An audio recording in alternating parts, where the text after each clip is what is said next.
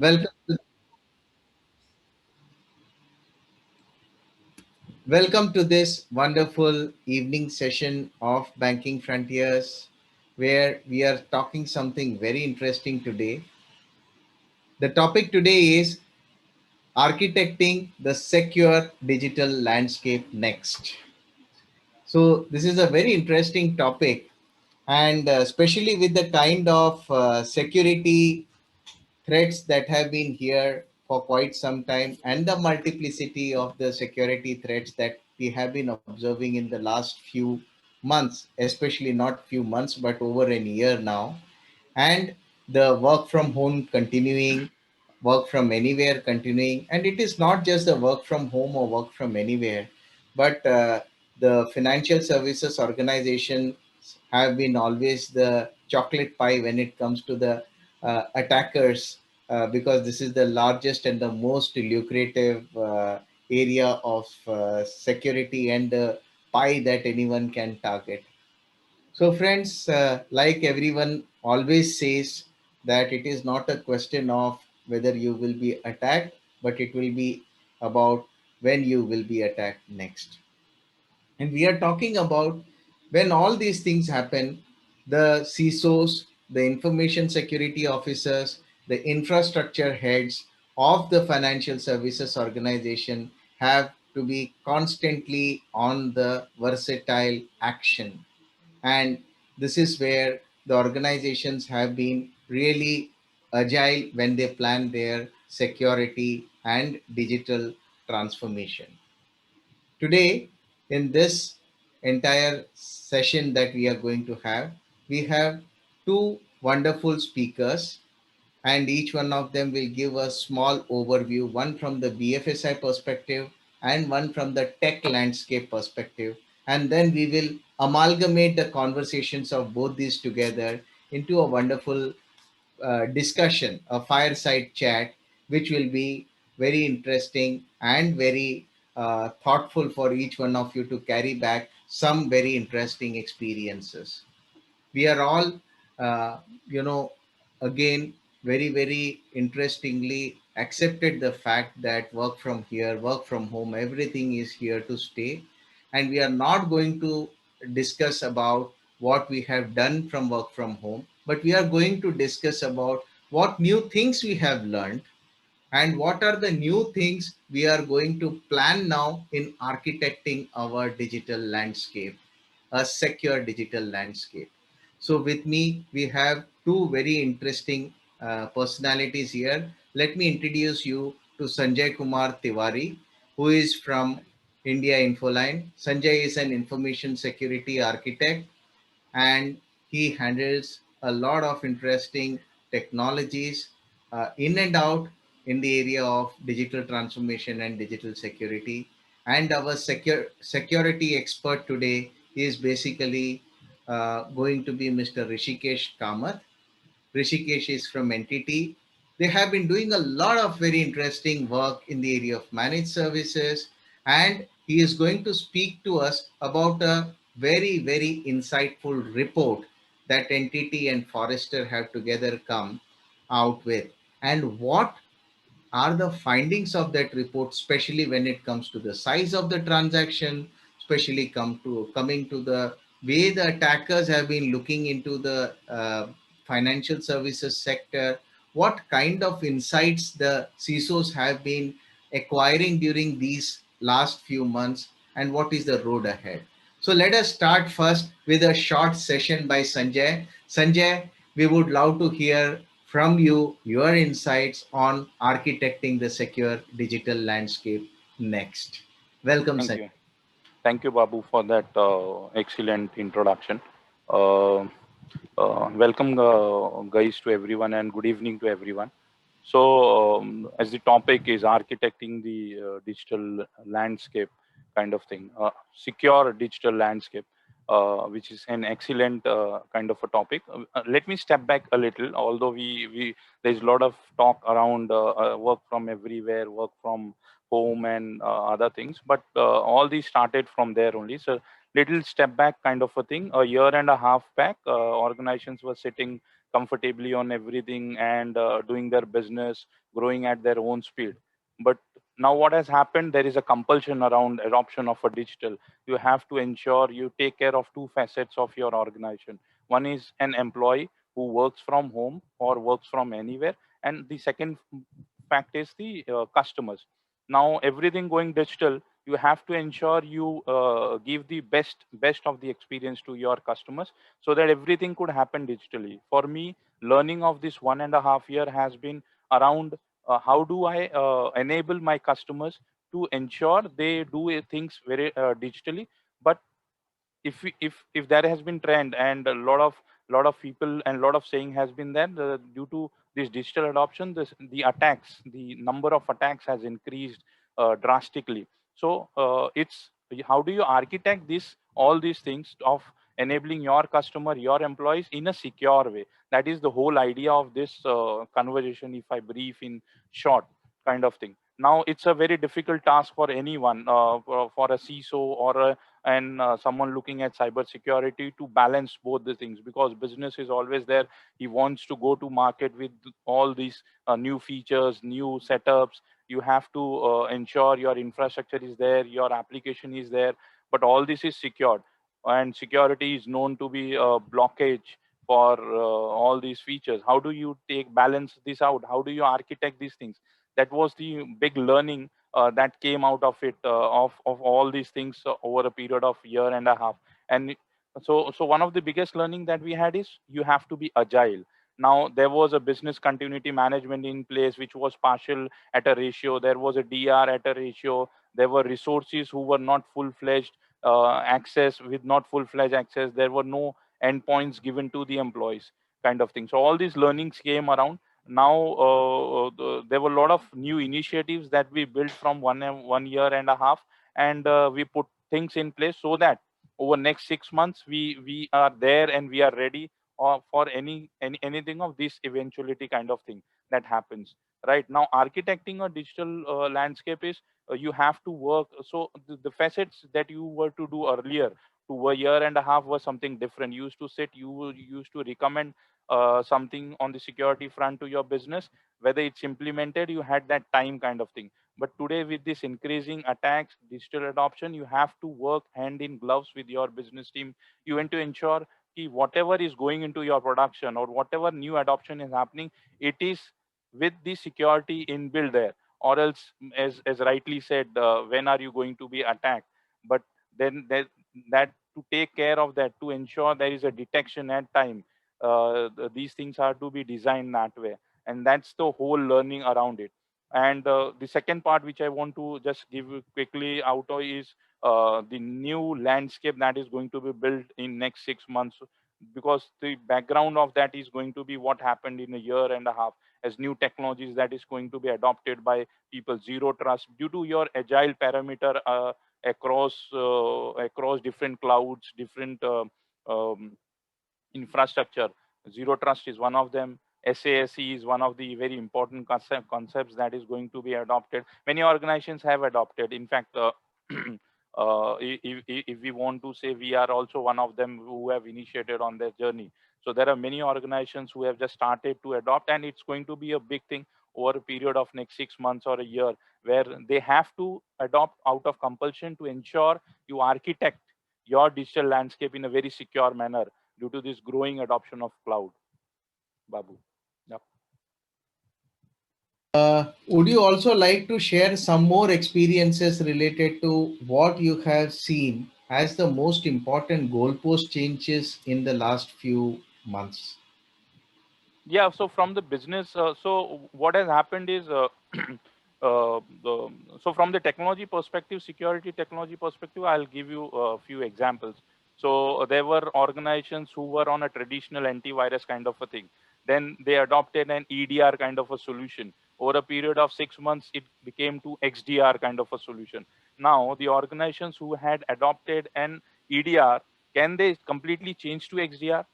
That cannot happen. So there are continuous change in the technology. There is change in the you could say a goalpost kind of thing, but organizations have to adopt to their requirements kind of thing. So there is another thing. If I put in perspective, where a SOC, everyone wants to detect today, everyone wants to do the threat hunting kind of a thing, but based on your organization setup, based on your capabilities, how much you want to absorb the risk and how much you want to mitigate that, you decide on the SOC methodology, whether it's an on premises, whether it's a managed services, or you want to go with an hybrid kind of a thing. All these things has changed over a period of year and a half, because earlier people, it was no brainer. What used to happen, if you have the money and if you have a capacity, you go ahead and design your SOC. But today, due to changing your infrastructure landscape, you have a cloud presence, you have a hybrid cloud, you have an on premises.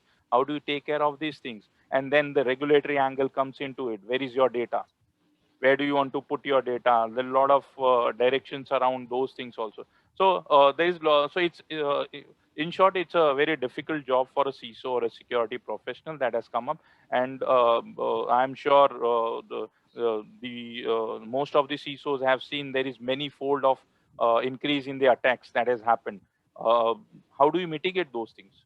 So one has to ensure your capabilities or your capacity to mitigate those attacks has increased over a period, should be increased over a period of time. Probably you would be seeing around maybe 10, 20 kind of an attacks prior to all these year and a half.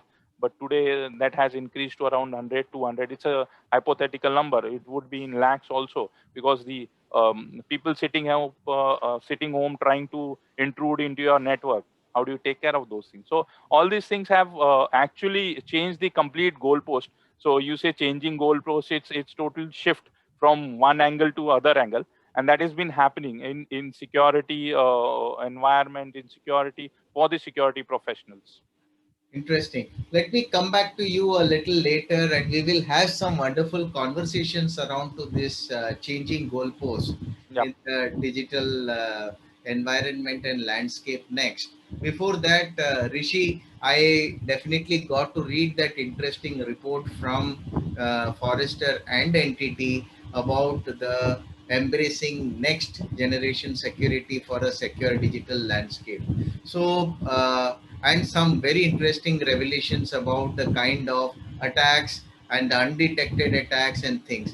I would probably like you to give a small synopsis before we start on with the conversation related to it. Over to you. Okay, sure.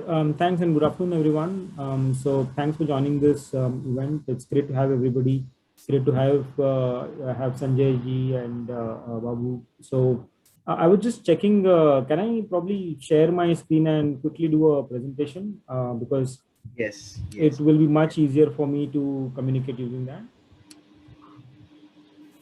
I have Okay. organized. Yes, got it. Thanks. Just give me 1 minute.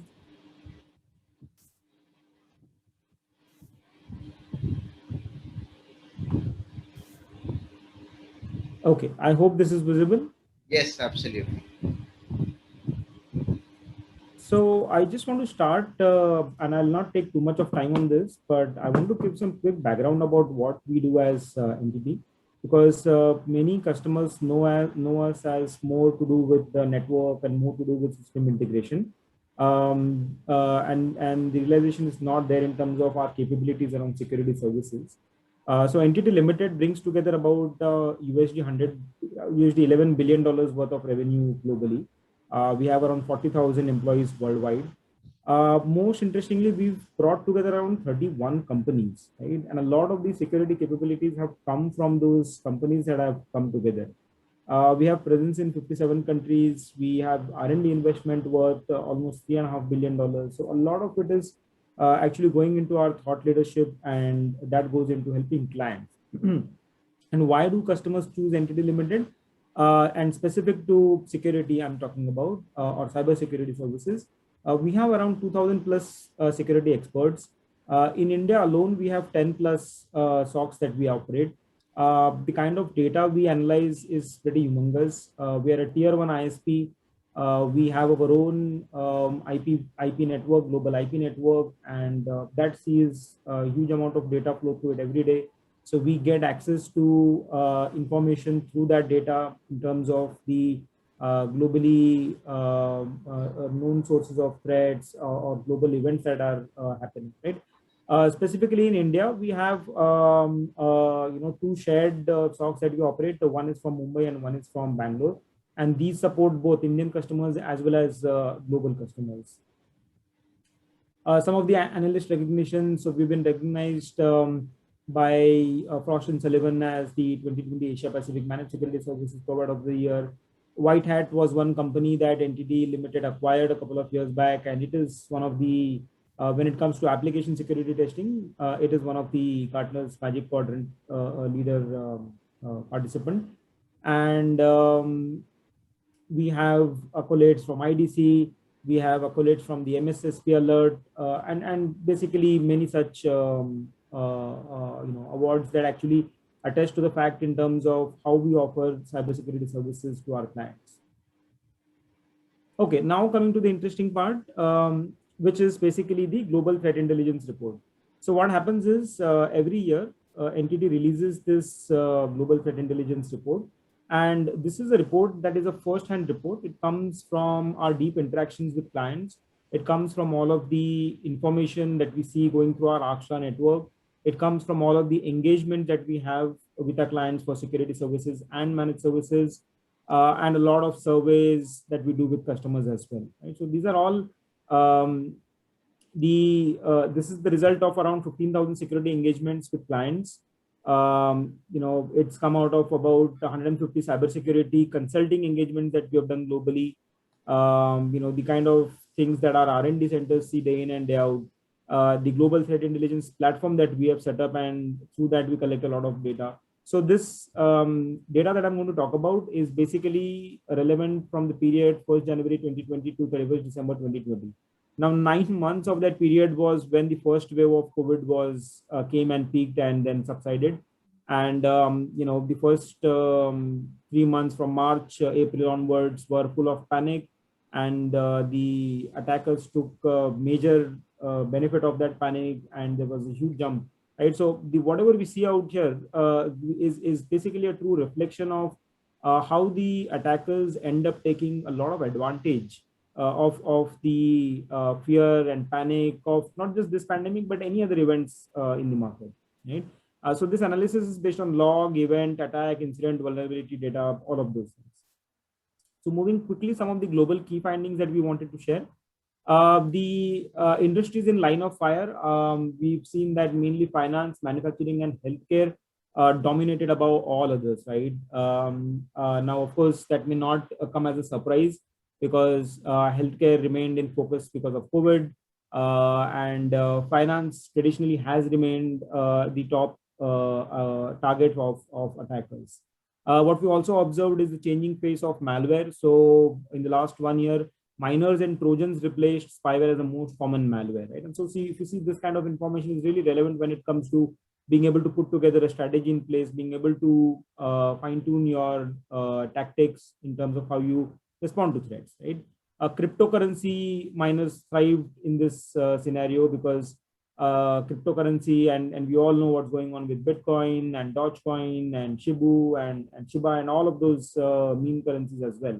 So cryptocurrency miners thrived, and cryptocurrency miners don't necessarily bring your servers down, but they end up costing you a lot because they consume energy, because they consume resources, and they reduce efficiency of your infrastructure. So that's as bad as any other threat. Okay. The COVID-19 emboldened the threat groups. So criminal and nation state threat groups were very active, and they used COVID-19 as a hook to enable attacks. Again, it was a year of privacy and protection in the new normal. So the work from home things enabled a lot of questions around data privacy, enabled a lot of questions around confidentiality, right? So and the same work from home wave also kind of put the focus back on application specific and web application attacks. And if we move next, we'll actually see that in terms of numbers as well. So 67% of all attacks were either application specific or web application specific attacks, right? And this is up from 32% in 2018 and 55% in 2019. And if you look at it, the top 3 attack types accounted for 87% of all attacks. So, the same rule that applies anywhere else, the 80-20 rule, 80% or more of attacks were caused by only 3 type of attacks. Okay. So again, this kind of information is something that can help help you drive the security strategy within your organization. Right?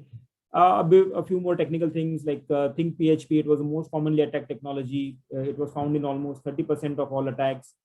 And we found that 66% of organizations are not prepared for web and other application related threats. Right? Moving on. So if you look at the ranking in terms of the comparison of most attacked industries, and obviously this is a ranking in which nobody would want to come number 1. But if you see, unfortunately, finance has been number 1 in 2 out of the past 3 preceding years. Again, that's not a surprise. That's more to do with the fact that there's a lot of money at stake when it comes to finance. And that's, where the bad actors are now where are targeting more where the money is, right? And then if you look at the type of attacks, so within the finance industry, 42% were application specific, 31% were web application specific, 12% were reconnaissance attacks. This is just a summary, and you can see from other verticals as well, but I won't get into there because we are a banking focused, a BFSI focused audience here. So I'll just stick to that. Yeah.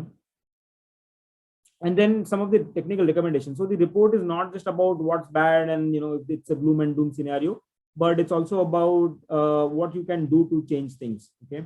So things like continuous updating of software, continuous vulnerability scanning. These are things that are hygiene in nature. These are things which are often forgotten. And, we run behind all the new shiny thing in the market in terms of going for advanced solutions. But at times it's the basic hygiene that covers a lot of the issues. And those are the ones that can save you from most of the attacks and make life much, much more simpler. I'm not saying that the new things and advanced things are not required, but definitely life can become much simpler if basic hygiene is followed. Performing continuous audits on a regular basis and closing the gaps from those audits, employing anti-malware protection. So looking at host-based intrusion systems, sandboxing, antivirus software upgrades, and Sanjay mentioned about EDR solutions, looking at all of those things. Then establishing measures to detect suspicious behavior and, on the endpoint or on the user, basically, right? So employing user-based strategies. And again, when it comes to work from home, this became a big driver because one had to think about how the users are accessing the network, within what context are they accessing it, and what's the impact. So doing a lot of UBA made sense. These are some of the other technical controls: execution prevention, exploit prevention, encrypting sensitive information, multi-factor authentication. Again, I would classify that as a hygiene factor. Privileged account management, tracing all the tracing all the access to privileged IDs through privileged IDs to your servers, databases, and all of those. Network segmentation, especially in a cloud world where one can try to do more of separation of the traffic, filtering of network traffic from egress traffic, the north-south and the east-west traffic. So again, these are things that would otherwise get classified as hygiene factors and one needs to really look at, right? Protecting public-facing applications. And then, of course, the final thing is user training. I mean, nothing beats user training because we all know users are the weak link in the whole chain. So no matter how good controls you put in place, if the users are going to go and do something dumb, and attackers are getting more and more sophisticated, so the chance of them doing something dumb is more. So user training is important. And so how do we help customers in all of this? So we take a continuous assess, architect, implement, and manage approach.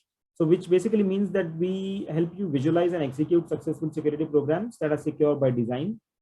We get into consulting engagements with clients, help you understand the current state of your cybersecurity framework and posture, and help you build a roadmap. Not just that, we help you select and align and design the right controls and technologies to enable that roadmap or to deliver on that roadmap, right? And once that is in place, it's the implementation and support where we do the BAU support. So system integration activities followed by operation support 24/7, day-to-day It checks availability monitorings, performance fine tuning, the fine tuning of the configurations, all of those things, right? So it's a continuous cycle that we help our customers with. So this is the security services dashboard, and I'm not going to get into the details of it, but suffice to say that when it comes to delivering on security services, NTT provides solutions across the network, application, end user, and data solutions. And while those are siloed solutions, we also provide solutions that cut across all of these silos and help you get more better visibility and help you find the needle in the haystack. So solutions around security analytics, decoys, audits across all of these 4 towers, threat intelligence, and again, all of this followed by 24/7 SOC support. So we have our skin in the game. We don't just sell a technology to you and then walk out of it. We are there for implementing it. We're there for supporting it on a 24/7 basis. These are the SOC delivery models that we have. So a captive model is where we have people, process, technology, everything on site. A remote model is where we have the people and the process remote, but things like log collectors on site. Then we have a hybrid model where some parts of the component are on site and most of it is from a platform driven approach. And then the last one is a completely cloud-based approach for customers who like more of SaaS offerings, right? So we provide solutions around all of this thing. And finally, I just wanted to touch upon one thing, which is the global threat intelligence platform that NTT has built. And this is one of the things that really differentiates us as a cybersecurity company, because this is our homegrown platform. We take feeds from external partnerships and alliances that you see out here on the left.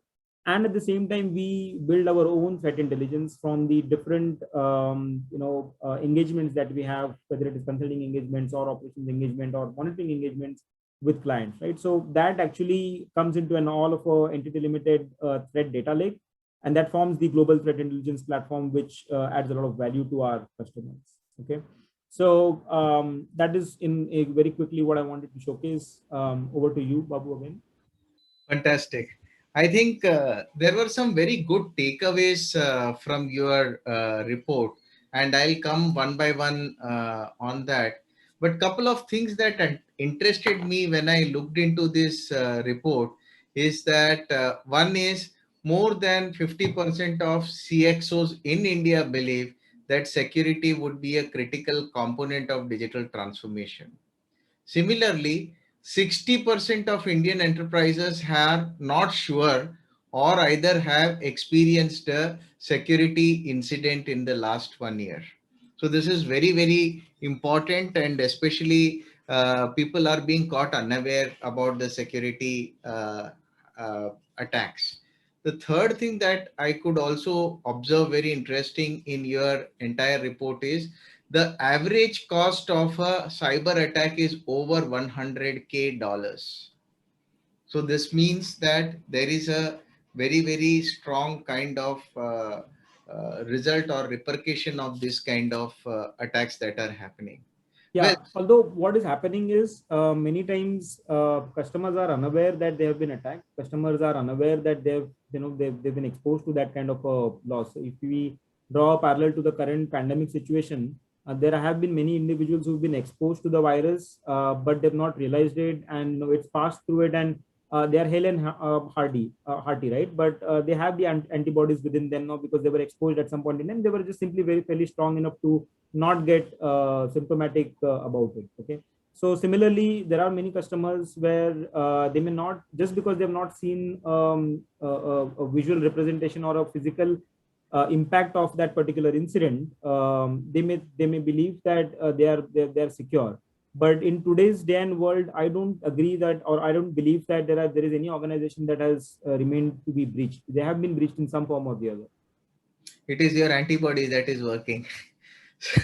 Well, that's where the analogy ends, because the antibodies kept me safe. But in the case of the actual attackers, they are there in your I network. If you don't agree. find out about them, they're going to hit you I from was some just point or going the other. through a lighter side of it. Yeah, sure. But, ultimately what is happening is, including the things which you spoke about, the crypto miners who are going to use your infrastructure, your power, your processing powers and electricity to mine this thing. This is a very recent incident. I don't think it is much more older than at least 1 or 2 years from now, because the crypto industry using your computing power to mine crypto instead of investing their own.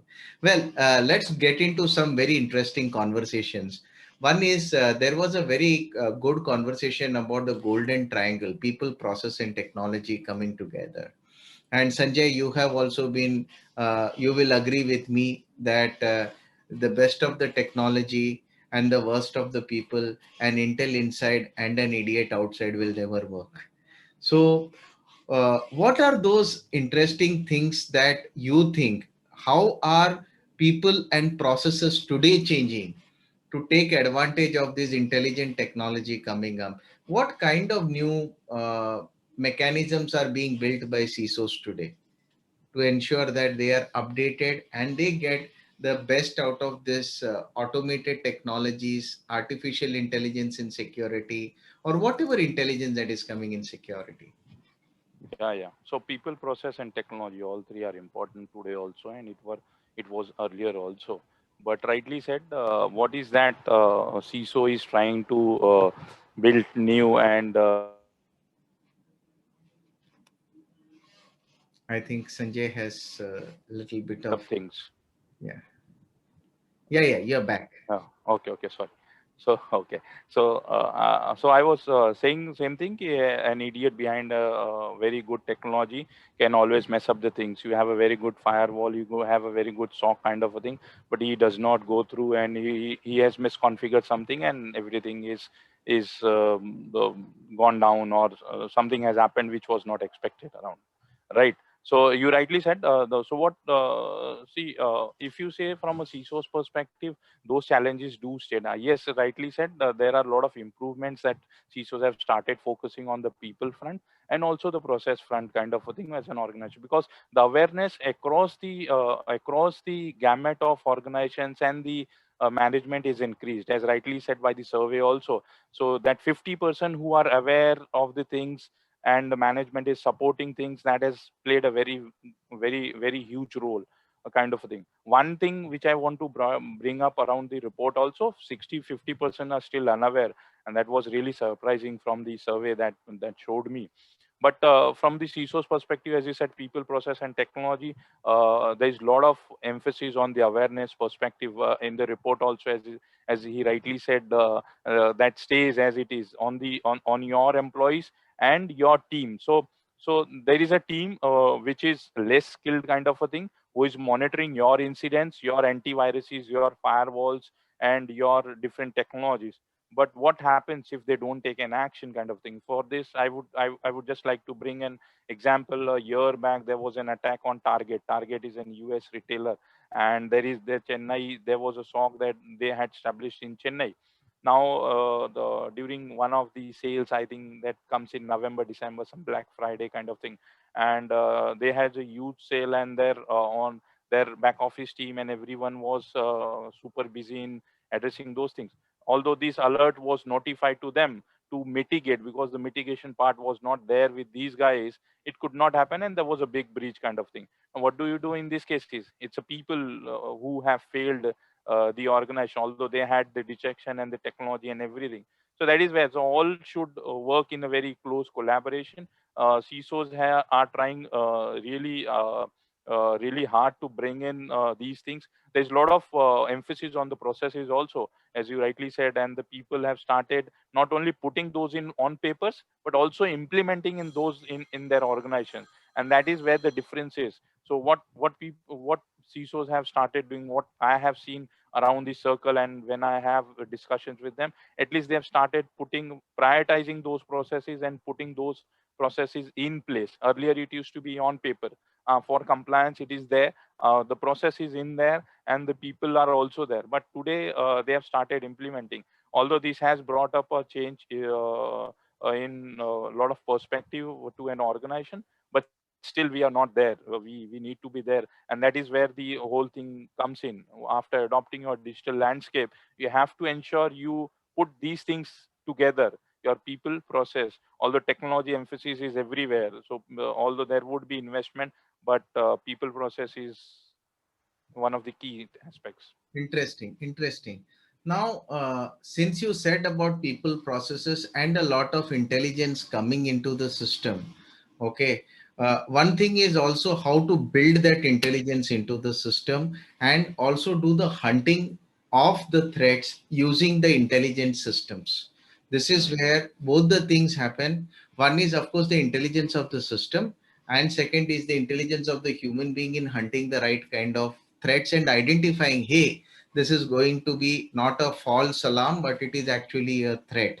So let me ask Rishikesh. Rishikesh, what are the new instances of threat hunting that is happening, and what is new coming in threat hunting these days? You are on mute, Rishikesh. Oh, Yeah. sorry about that. So when it comes to threat hunting, I think threat hunting is something which is more exploratory in nature.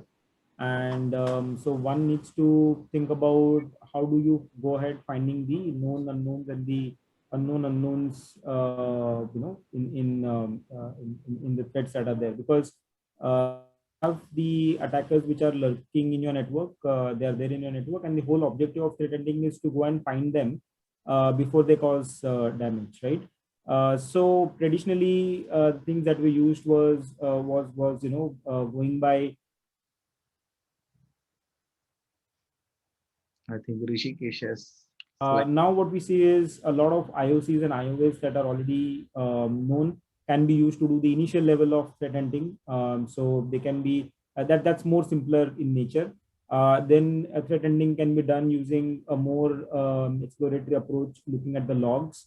One has to then form an hypothesis that probably this is the kind of attack that could have happened, and then go and look for the evidences of that happening in the logs. Well, another thing is that if you are prone, or if your organization is prone to attack by a particular type of nation state actor, and then you know the techniques and procedures that nation state actor is going to use against you, then you take that, and basis that you do the threat hunting and try and find out if there is something that is there on the network. Because today, and the reason why we need to do all of this threat hunting is because today there is a lot of malware which is fileless. There is a lot of activity which is fileless. It doesn't necessarily leave a trace in your network, right?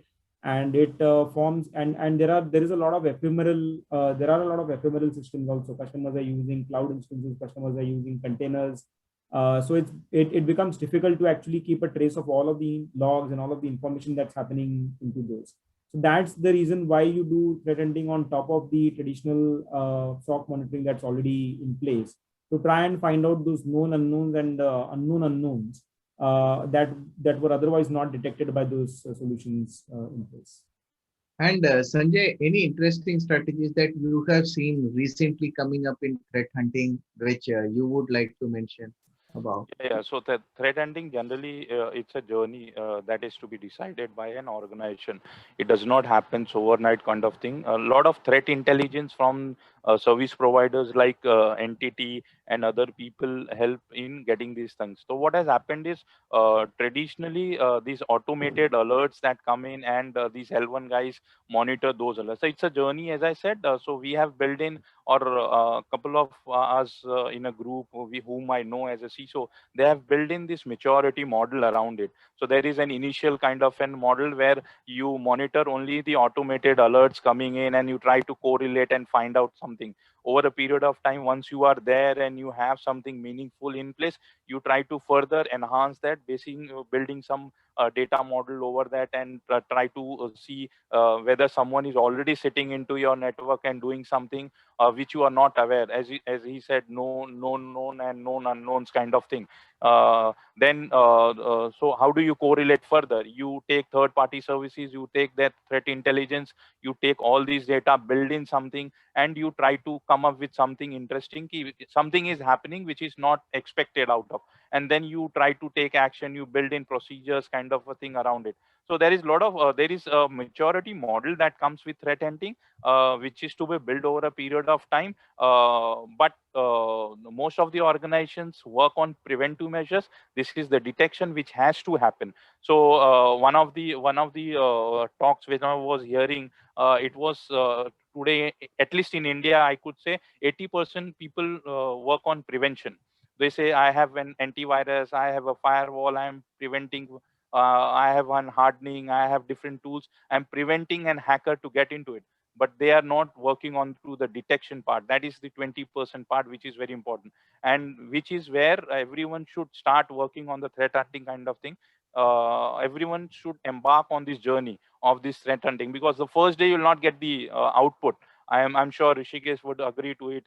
If there is a threat hunting process to be set, there has to be some maturity, and the people part is very important here. So it's the people mind which thinks and brings out something out of the data which is available in front of him.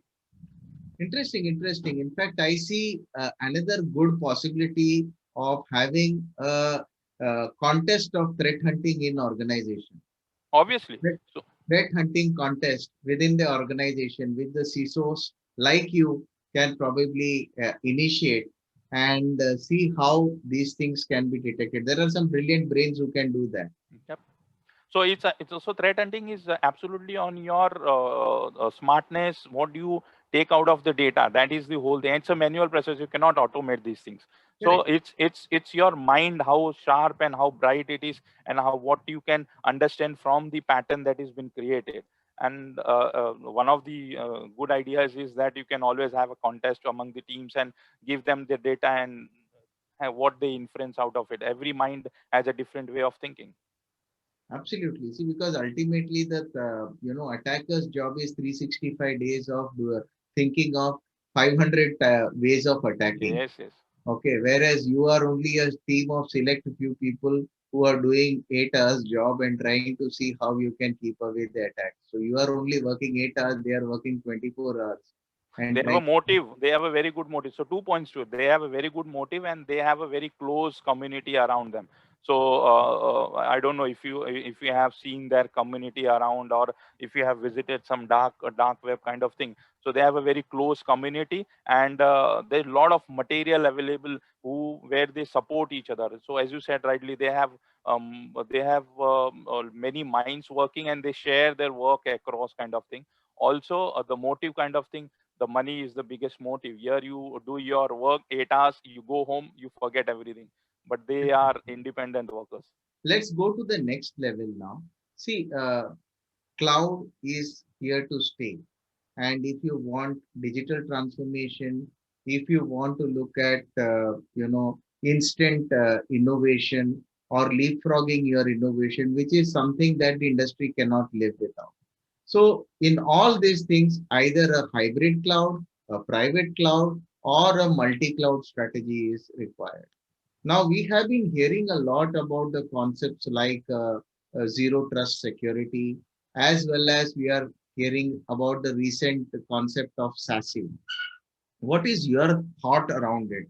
What kind of security assurance can a technology like SASE or uh, zero trust security provide? So it's very important to adopt these actually. Zero trust is not a technology, it's a kind of a framework that is to be adopted across your organization.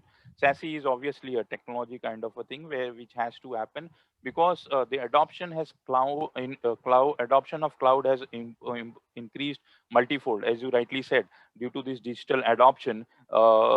Even the small organizations have started adopting the cloud, or very complex organizations have also at least adopting in a whatever way they are doing. And SASE is going to be beneficial and very important, because everyone wants to give an end customer that experience, delight kind of thing. That is the reason for adopting this digital kind of thing.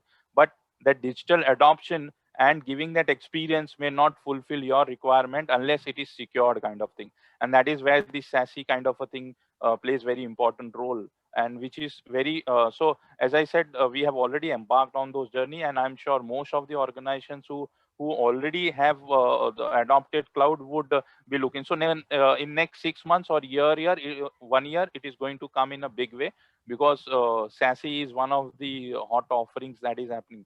But as I said, that is only part of SASE. On the zero trust model, a lot of talks have been happening, a lot of concepts are there, but it's a framework, it's a journey which everyone will have to. So today, if you see, most of the attacks are around ransomware that is happening. So there are a lot of attacks around ransomware. And one of the reasons for zero trust, one of the reasons for having this controlled access control is this also. So the kind of attack that is happening, you don't want to have a flat kind of a network in this hybrid environment kind of thing. So zero trust is there. People have started, although it's very complex. I don't know how many organizations have actually adopted that, because discussion wise and concept wise, a lot of things are happening. But SASE, I see a lot of scope around in next 1 year. Fantastic. We have an interesting question from the audience also. What kind of indicators can be monitored from cyber perspective from top management in an organization on a periodic basis? What is your advice for the top management if they want to, uh, you know, uh, look at security from a top management perspective? Even Rishi, you can also share, because from the managed services perspective, you can give what kind of advice. But let's Let, Sanjay. yeah. So let Rishi go, because a lot of managed services, he must be having a lot of experience. There are a lot of things that management should be knowing it. But it's again a brief kind of thing in a short amount of a time. What is meaningful that is to be presented to them? Rishikesh can. Yeah. So I think, if you're talking about top management monitoring it, they really need to be looking at more business specific metrics related to cybersecurity. So for them, it doesn't matter how many types of ransomware were found in the organization. For them, it is important to know what was the impact those ransomware had, or those malwares had on the environment. Did it bring down my production system? And if these are my critical systems, then what is the impact of those kind of attacks on my critical systems? So when they look at a dashboard, they need to have that visibility at hand, not the technical thing. That's for the SOC analysts to be able to do it. Second, they need to have some kind of a way to track the progress of the cybersecurity posture maturity in an organization, because the CISOs keep asking for a lot of funding from the board, and security is a field where it becomes difficult to prove that, because if nothing happens, actually the CISO has done a good job, but then people feel, the management feels that, nothing happened. Why do we really need to put into security? We are anyway safe. Okay.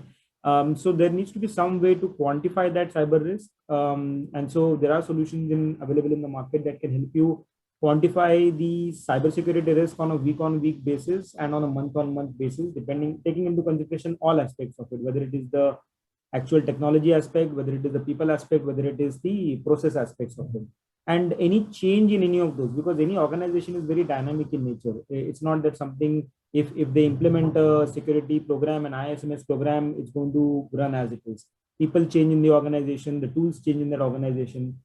So these changes can be reflected in that score of that cyber quantification, and that can help the top management track that I was at the 3 last month. Now I'm at the 3.2, and probably it's stabilizing, but somewhere down the line, suddenly I see it going down to back to a 3, or 2.9 or 2.8. So tracking that is something that is very important for Interesting. In fact, there is also one more question from a district central cooperative bank, which are typically the banks which don't have a higher budget in security like that of most of the others. What are the kind of security solutions or uh, uh, availabilities, especially for smaller level of organizations with limited budget, who are mostly operating on an ASP model kind of core banking system? Any thoughts, Rishi? I think any organization, large or small, typically would need to take a risk-based approach towards implementing it, right?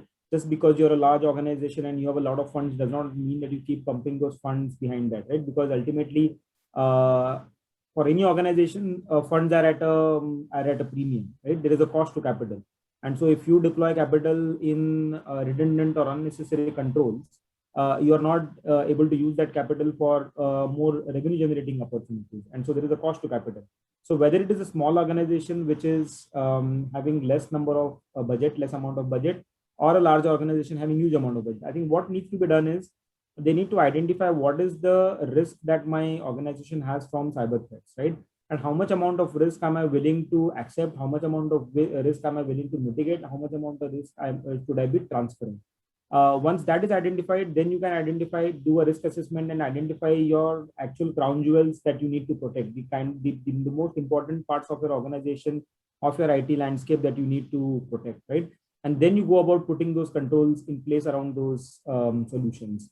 And there too, one need not look at the most new shiny thing in the market. If you are starting from scratch, one can start with a lower level of maturity, something that gives you just enough protection to begin with, and then you, as the confidence grows, you can then increase on that, right? Specifically about low budget, specifically when there is a severe budget constraint, I would definitely recommend organizations to explore SaaS based offerings, to explore OpEx based solutions, to explore outsourcing to managed security service providers, because there you retain the flexibility that you don't need to enter into a longer term contract. You don't end up investing for something that you are stuck with for the next 5 years when the security landscape has changed, but you have to continue to use that.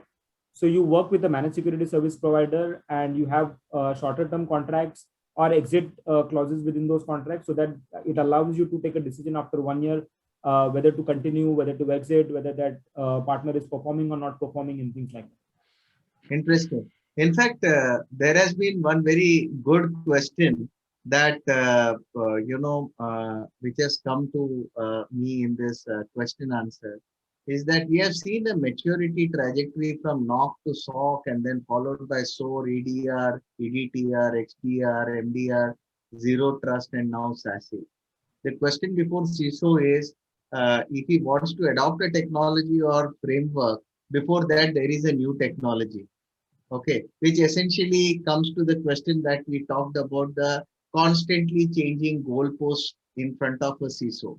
So now, as a CISO, how do CISOs actually look at a possibility of, adapting themselves to constantly changing, or how do they have the vision to at least see that what is the future? How can they future proof them to at least few months or to few years, so that their technology investments does not become redundant instantly after deployment?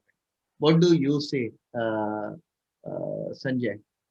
Yeah, absolutely. That's very good question. Actually, that question always keeps on coming to my mind, as I said earlier also. So you adopt a technology, and over a period of time, there is a new technology. But rightly said, that's a big challenge for CISOs, because new technologies and new things keep on coming. But one thing that CISO needs to remember is the practical environment of your organization. As I said, probably a couple of years back, when EDR was there, I adopted an EDR.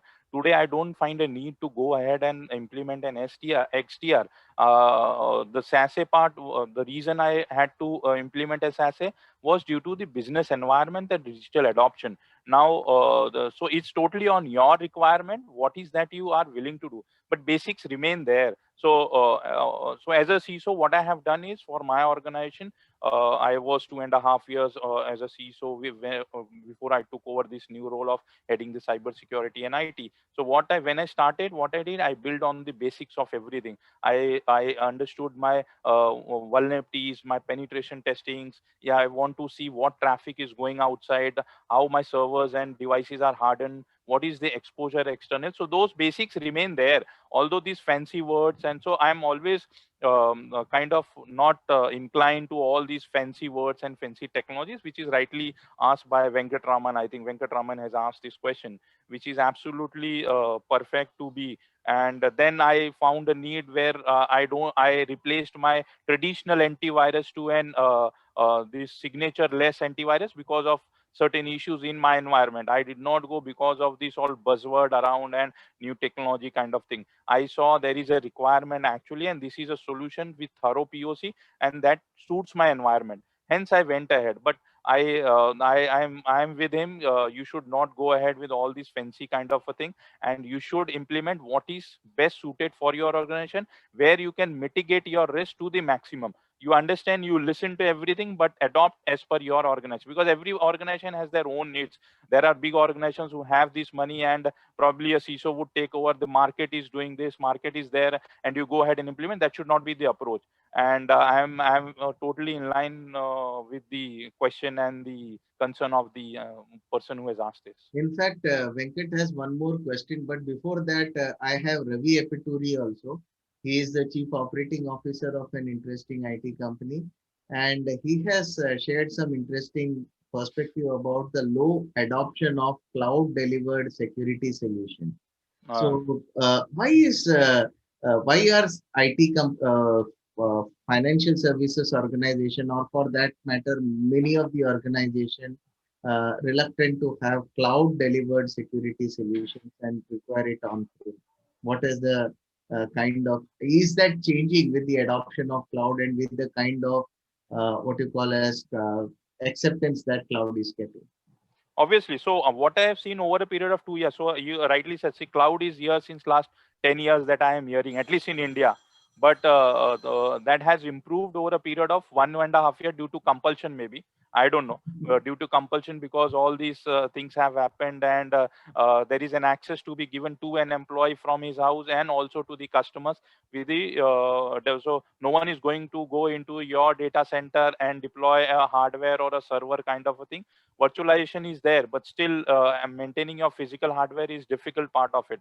So it has improved, but he rightly said still that part is there. It's not really there as you see in the in the foreign or countries where they are open to. But the fear is around the data which is there.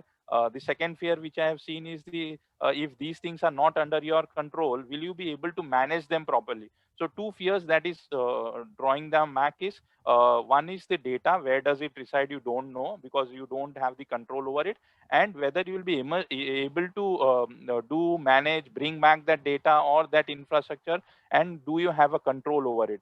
So maybe that is the fear around.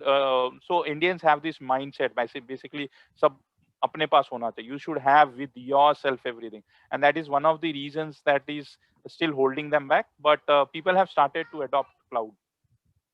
Any interesting perspective, and I'm sure that with more and more CTOs and CDOs trying to discuss about or adopting cloud, I think there will be a lot of change into it, and we can probably look into more and more friendliness towards cloud. Now, Absolutely. the second thing that also comes regularly in my mind most of the time, digital transformation and data transformation along with cloud storage has been key for the advancement of the BFSI sector. Now, what role of automation, how is the role of automation changing in the cloud-based security today? I think it is, see, when we, just I'll take a minute on the previous question as well, because moving to cloud in terms of security and in terms of everything is important now, because your users are there on the cloud, right? So if your users are there on the cloud, your workloads are there on the cloud, then obviously your security controls cannot be far behind. You cannot keep your security controls isolated in your data center. They have to be closer to where the users are. They have to be closer to where the workloads are. So from that perspective, we have seen, like Sanjay was mentioning, we have also seen a lot of adoption happening in that, right?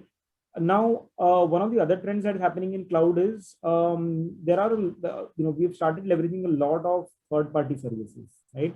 So APIs that call one another, microservices that interact with each other, these are becoming more and more ubiquitous in nature, and they are making the whole things more complex, right? In terms of being able to detect a particular attack that's happening within the chain, right?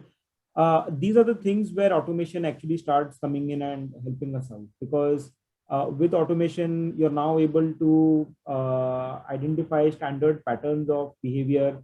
So automation can be used in a couple of ways. One of them is to be able to detect some of the most common types of attacks and alerts and flag them off immediately as potential threats without having somebody to spend time and effort analyzing it. So that's one type of automation that helps you detect things faster.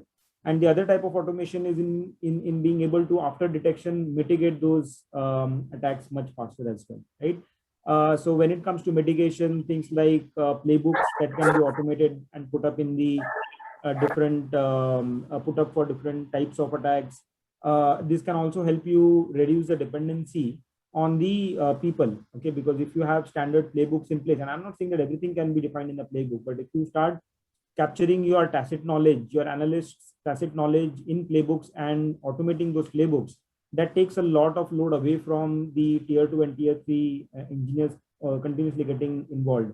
And we all know that there is a huge cybersecurity skills gap that is there. So hiring the right kind of talent, retaining that right kind of talent, keeping them motivated becomes more and more challenging. All the while when the number of attacks are continuously increasing and becoming more sophisticated. So that is, or these are all the areas where automation actually helps make things much simpler in life.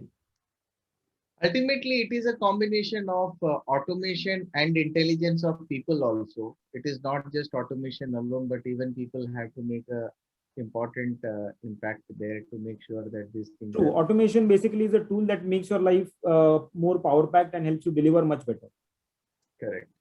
Ultimately, that is what. In fact, there is also a question from one of the attendees on what are the Tejas has asked about what are the parameters used in Global Threat Intelligence Report of 2021, and what has been the kind of increase or decrease in the year of in the cyber crimes in India, and have there been any decrease in this year compared to the previous year? Any thoughts you have from The parameters of the GTI report are mainly things like logs, endpoint telemetry data, the non-machine based interactions, the human interaction that we have had with clients in consulting engagements, network flow data, all of those things go as parameters and go as inputs into the global threat intelligence report.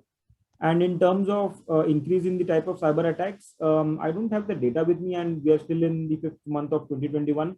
But I'm very sure that the kind of attacks is only going up and it's not going down, because that's the trend that we've seen. The combination of attacks might change, the mix of attacks might change, but overall the cyber attacks are definitely increasing. It's becoming more and more lucrative for the malicious actors to earn from you. Interesting. So these are the average impact you said is around over 100K in India, which is definitely a serious concerns to look at, and especially in a situation like uh, adoption of cloud and things like that, and with the in a situation where this constantly changing goalpost, managed services is an interesting solution for anyone to look at, because ultimately the managed service and solution provider is constantly updated about what is the latest happening in the sector. So from a user's perspective or from a user organization perspective, what are the key considerations one should look into when he is looking at aligning with a managed solution service provider? You are on mute. One can look at a few things like the capability that the service provider brings to the table, the kind of work they have done, the kind of clients they already have, the kind of tools they're using, how much skin they have in the game. Are they somebody who's going to do just the consulting and walk away from it? Are they somebody who's going to be there as a turnkey project? Do they have that capability to do turnkey projects? What kind of certified resources do they have in the team? What kind of commercial models they are able to give you, because it's important that the commercial models align also to your business. And I think one of the most important things is actually a non-technical aspect, and that's got to do with the culture of the service provider organization. Does the culture of the service provider organization match with your organization, right? If you are a nimble and fast organization, you need to find a service provider that will match your speed of day-to-day changes and walk fast with you, right? But if you are more of an enterprise and prone to work with very fixed processes and process is large part of your this thing, then then you need to make sure that the service provider is aligned accordingly. So making sure that the culture of that service provider is aligned, apart from all of the other aspects like tools and other things that I mentioned about, is also very important. Thanks. And my final question to you, Sanjay, as an advisor or as a CISO, what is your advice or what is your suggestion to fellow CISOs and information security professionals when it comes to architecting the secure digital landscape next? What would you advise your comrades in the industry? So you work very closely with the business. That is very important kind of thing. There are a lot of things that is to be designed in any organization to ensure whatever is going means there is a digital adoption that is happening from a business side, and you ensure you imbibe the security from the architecture level itself, from the initiation level itself. So for an example, if you say there is a requirement of a video KYC for this changing environment. The KYC of customers cannot happen by going to the branches and everything. There is a solution that is to be developed by the business teams to ensure there is a regulatory requirement that has been met. Now, how do you ensure the controls of the security is been developed along with that KYC solution kind of a thing? So you have to ensure work very closely. You also create minimum hindrance so that business is ready to come to you as an enabler rather than you blocking their solution going to the market, and you put your controls. So you have to design things, you have to also predict things what is going to happen. So you have to think from a mindset of a business and the CIO or the CTO, where you are prepared to architect the solution which is required for a digital landscape kind of a thing. And that is what most of the CISOs have been doing, at least I am been doing, to ensure I am there. Ultimately, something happens if from an organization perspective, it is CISO is responsible. So he has to change his mindset and change his head around it. Interesting. That's a very good analogy to end with and an advice to end with. In fact, we have been getting a lot of interesting questions from the teams per se. We will try to answer it offline wherever we can because we are now already Yes, over time. minutes away from the time. And the most important thing that we have all learned from the digital world today is that the digital things cannot keep extending beyond a particular point because otherwise either the attendees will run away or the people will be getting bored. So let us look at having relishing some wonderful answers and wonderful insights out of this quick conversation of 1 hour that we have had. And we will look forward to add more fodder to the future conversations we will have from here. Thank you very much. Thank For you. those people whose information we could not cover in this, we will definitely take it up in our next future conversations as well. We will note it down. And thank you very much, Rishi, and thank you very much, Sanjay, for a wonderful conversation. We will play this live in bankingfrontiers.live, which is our video channel, in next 2 days' time. And anybody who wants to see it again can take a relook and refresh this conversation. Thank you very much. Thank you. Thank you. Thank you. Bye.